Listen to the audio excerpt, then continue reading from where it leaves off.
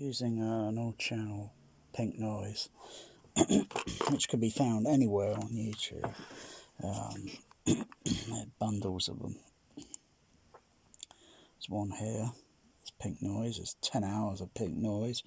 Why, I don't know. You can just have just 1 minute and just put the video on loop, and it'll just go play over and over and over until you stop the video. Why 10 hours? I don't know. Yeah, some even have 1 billion hours. Well, that's a myth. So that's all 5 screen channels all summing up at the same time on the HF horns. So the microphones are up close, so I could check absolute frequency phase, you know, so it's all close. Because move the microphones a bit further back, it then, you know, it is what you know, it's very complicated then. So I able to mute 2 of the left center, right center channels. Signal drops down. Mute the center channel. Signal drops down. Mute the left channel.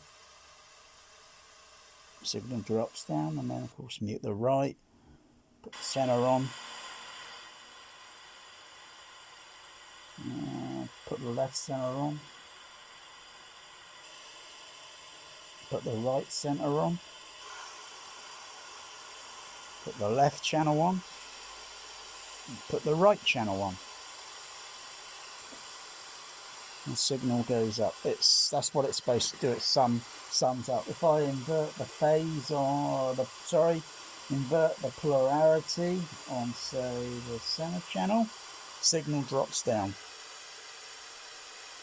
and it gives that sort of oddness, because there is some sort of, like, you know, something there that's measurable. Alright, so if I put that back to normal, and if I were to change the phase on the center channel, see a little rise in the signal. Little rises and up, and sort of goes up and down, sort of thing. Yep, that looks okay there.